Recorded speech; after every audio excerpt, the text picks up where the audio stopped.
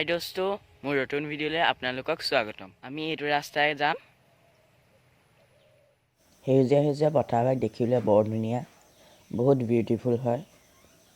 মই এতিয়া চৰাই এটা দেখিলোঁ, এইটো মই চৰাইটোৰ নামটো নাজানো। এজোপা ডাঙৰ গছ।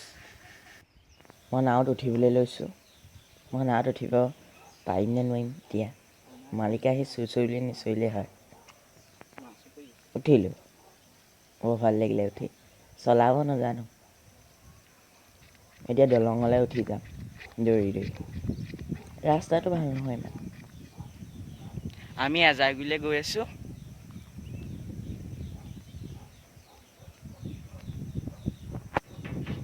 মই এতিয়া নামিম। ছাইডতে ডাঙৰ গছ এজোপা আছে, সেইখনতে ৰমগৈ অকণমান।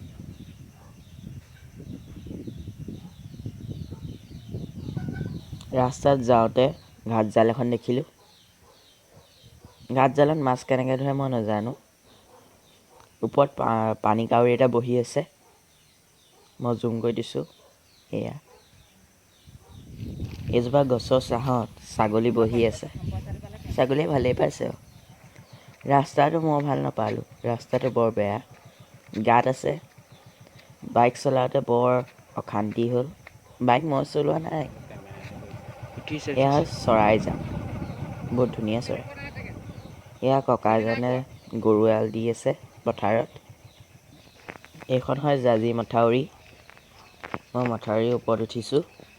এইখন এখন দোকান, পুৰণা দোকান, বন্ধ হৈ আছে। এয়া আহিল জাঁজি নৈ। আৰু এইখন হয় উলমা দলং। আমি এইখন চাবলৈ আহিছিলোঁ। মই এতিয়া উঠিছোঁ। বৰ ভয় লাগিছে উঠোঁতে, কঁপিছে বৰ। মই বেছি দূৰলৈকে যাব নোৱাৰিলোঁ।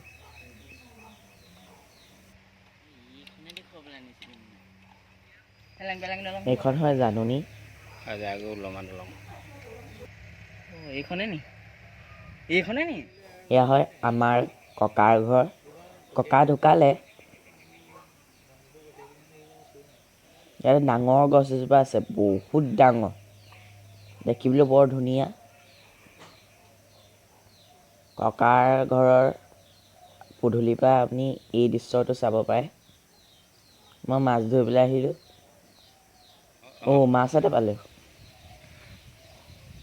জিয়ণীয়া মাছ হয়, সৰু বৰ। আমাক ৰুটি আৰু আলু ভাজি খাবলৈ দিছে। এয়া মোৰ বৰ্তা আৰু বুবু। আমি এতিয়া ঘূৰি যাম। আমি এতিয়া আজাৰগুৰি ককাহঁতৰ ঘৰৰ পৰা ঘূৰি আহিছোঁ আৰু ঘৰলৈ গৈ আছোঁ। Please subscribe the channel and press the bell icon. Share the video with friends and family and like the video.